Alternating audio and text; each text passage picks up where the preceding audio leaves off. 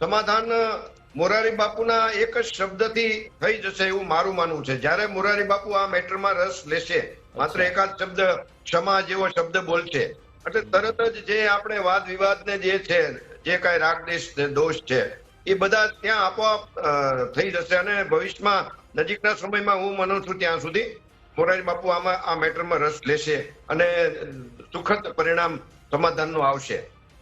અચ્છા, તો પણ આ ખૂબ જ સરસ વાત કરી કે મોરારી બાપુ જ્યારે એ વાત કરશે ત્યારે સમાધાન થઈ જશે, પણ હજુ સુધી કોઈએ સમાધાનની વાત નથી કરી. ચલો કે શાંત પડી જાઓ કે જેમ પોલીસને કામ કરવા દો, એવું કોઈ બોલવા આગળ નથી આવ્યું. એનું કારણ શું, આપને શું લાગી રહ્યું છે?